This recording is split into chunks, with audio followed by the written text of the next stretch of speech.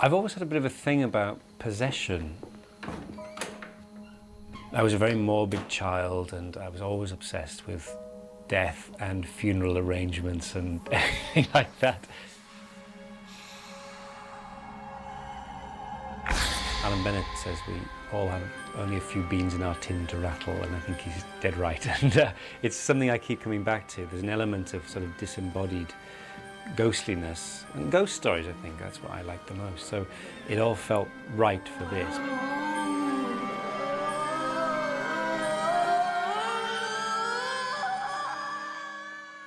I knew pretty much immediately that there was going to be a sort of series Bible, and in the episode sort of guide, as it were, each story had a small paragraph, and one of them was about a Victorian story in Cardiff with Charles Dickens and seances, essentially, and I thought, well, I hope that's the one he wants me to do, and hey, poncho it was. The best thing you can have as a writer is just suddenly a collision of ideas, and I got very excited immediately. I thought, I know what I can do with this.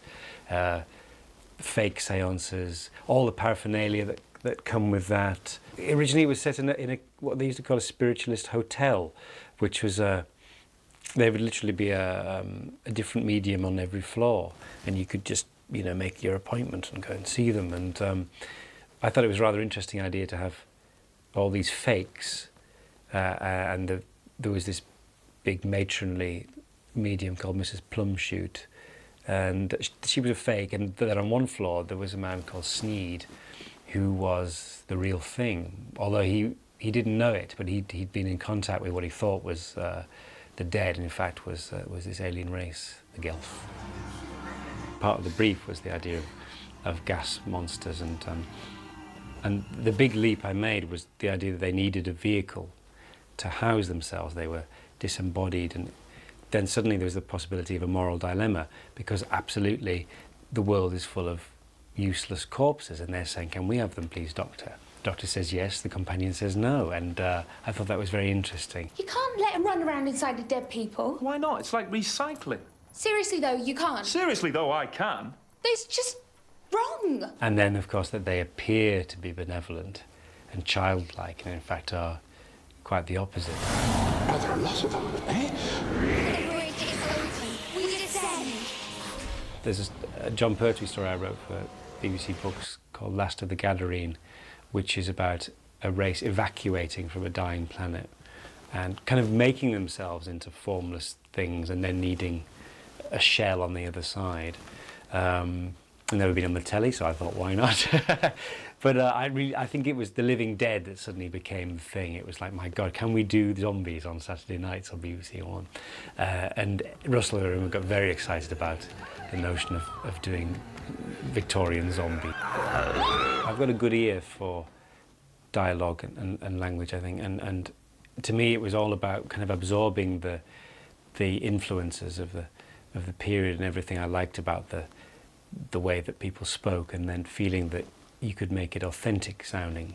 And that's very different to being actually authentic and true to the absolute period, because that's a different way of speaking. It's inventing a kind of TV Victoriana. With Gwyneth, I felt it was very much about trying to invest her with something real, but at the same time not just doing the cliche. What are you doing? Oh, it's a tragedy, miss.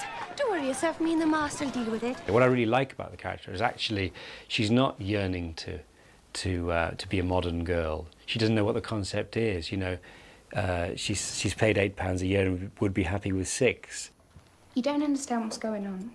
You would say that, miss, because that's very clear inside your head that you think I'm stupid. And she meets Rose, who kind of thinks that she will emancipate her, and in the end, actually, she's patronising her. Things might be very different where you're from, but here and now, I know my own mind, and the angels need me. It's too easy a trap to fall into, that everywhere the Doctor and Rose go, there is someone who could easily become a companion. Do you know what I mean? That they've got modern attitudes. In fact, not. They're very much shaped by their circumstances. The lure of the limelight, as potent as a pipe worm. Dickens was a challenge. It's something I initially resisted. I mean, it was in the brief. On with the motley. it was all part of the sort of headline-grabbing nature of the first season. It's like, you know, it's very simple. It's even on the Radio Times. Doctor Who meets Dickens. It's all you need. It's a pitch, you know. But I did resist it because I think largely Doctor Who has dealt with historical figures best in the third person, you know. Boney, I said, you know, all those references. And very rarely have they encountered the real thing. In the end, I think crucial to the success of it is Simon Callow doing such a wonderful job with it and not doing a fruity performance, except when it's needed. He very much played to the script of a weary and rather disappointed man at the end of his life who, in a Scrooge-like manoeuvre, suddenly regains his joie de vivre. And in a funny kind of way, I think in 45 minutes, having Simon do it is a bit like we got Dickens. Sorry, sir, we closed. Nonsense. It's won't let an undertaker keep office hours. The dead don't die on schedule. I demand to see your master. He's not in, sir. If someone else had played it, maybe you'd immediately have to get used to him. How's he going to play Dickens? You know what I mean? But Simon has got such an association with it already. It was actually like, we got it. We got the real thing. Morbid fancy. Oh, Charles, you were there.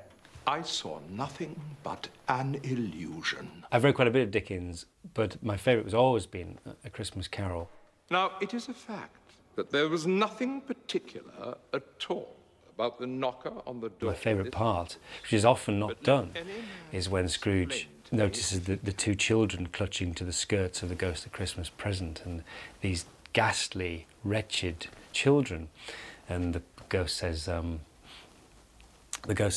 the boy is ignorance, the girl is want. Beware them both, but most of all, beware this boy. It's just electrifying, isn't it? It's just so great. And so I was very keen to sort of imbue the whole thing, make it a Christmas episode, and then imbue the whole thing with A Christmas Carol. Scrooge, having his key in the lock of the door, saw in the knocker, without its undergoing any intermediate process of change, not a knocker, but Marley's face. Dickens is doing a reading, but becomes Scrooge and himself, and there's possibilities for all kinds of references. I can't take part in this. Humbug.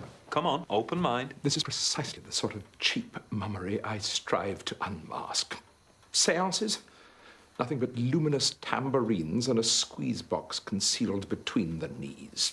This girl knows nothing. Now, come on, we might need you. Beautifully directed by Eros, and I don't want to gush, but I will. The cast were fantastic. I couldn't really have been happier. There's always tiny things that you would do differently if you were actually able to be there all the time, but they're so small, you know.